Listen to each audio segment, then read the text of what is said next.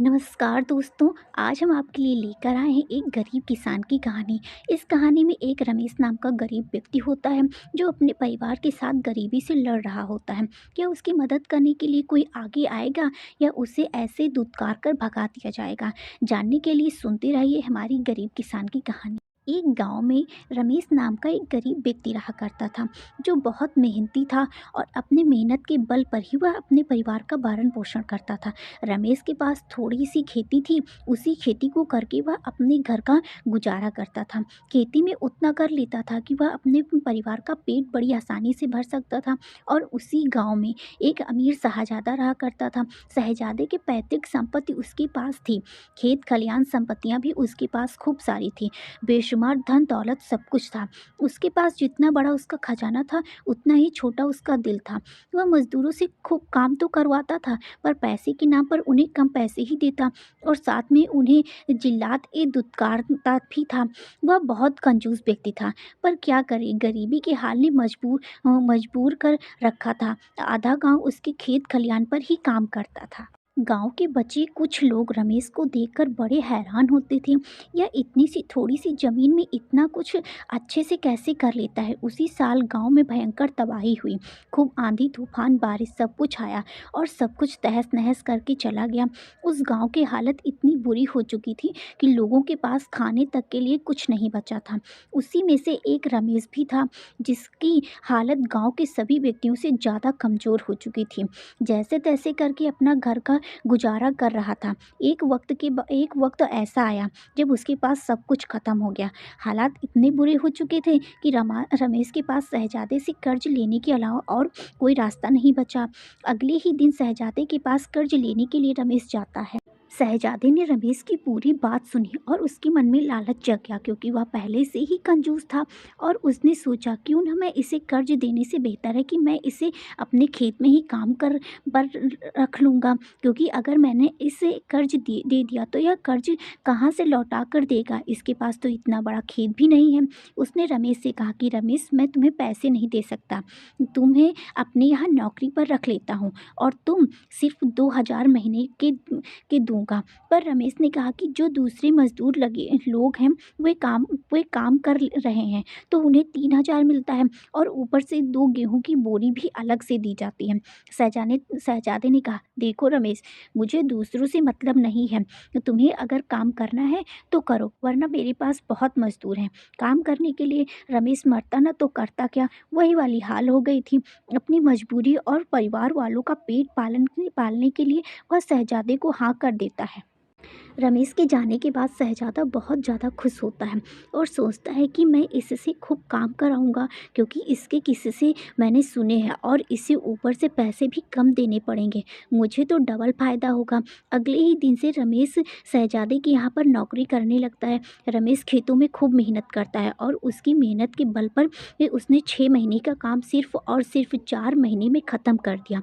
जब यह बात शहजादे को पता चली तो बहुत खुश हुआ, लेकिन उसके अंदर बेईमानी का ईमान डगमगा गया। उसने सोचा, जब इसने मेरा काम 6 महीने का 4 महीने में कर दिया तो क्यों ना मैं 2 महीने के पैसे बचा लूँ और मैं इसे मना कर देता हूँ कि अब मुझे तेरी ज़रूरत नहीं है।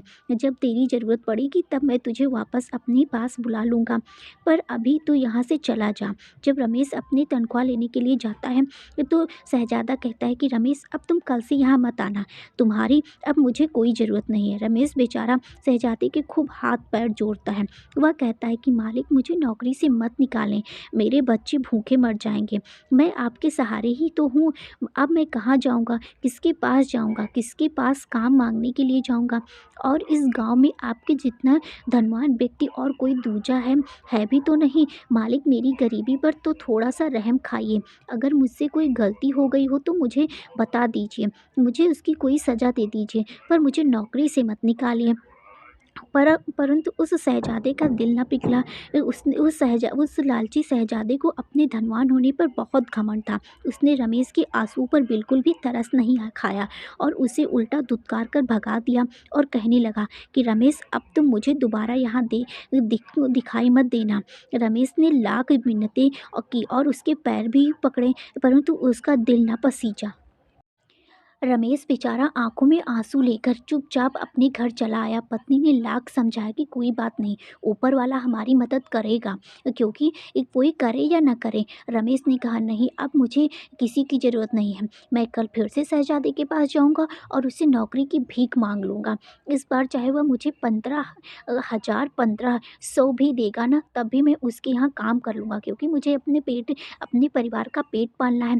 सुबह होते ही रमेश उस शहजादे के घर पहुंच जाता है। शहजादा उसे देखकर कहता है, मैंने तुम्हें कल ही मना कर दिया था, तुम यहाँ मत आना, अब क्यों आए हो यहाँ पर? रमेश ने कहा कि साहब, मेरे अन्नदाता, मेरे मालिक, मुझे नौकरी पर रख लो वापस, वरना मेरे बच्चे भूखे मर जाएंगे। मेरे कुछ मदद करिए।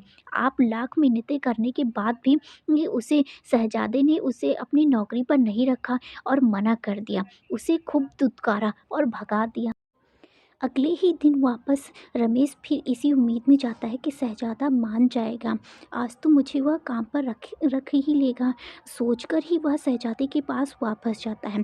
तो शहजादा फिर उसे भला बुरा बोलकर अपने दरवाजे से बाहर कर दिया और अब से यही रोज़ काम काम चल रहा था। लगभग एक हफ्ता बीत चुका था, पर रमेश की बातों का उस शहजादे पर कोई असर नहीं हो रहा था। जैसे ही यह बात गांव वालों को पता चली कि रमेश के साथ इतना अत्याचार हो रहा है, गांव में लोग बातें करने लगे कि हमारे गांव का शहजादा कितना बुरा इंसान है, कि वह शहजादा उस गरीब इंसान की थोड़ी सी भी मदद नहीं कर सकता।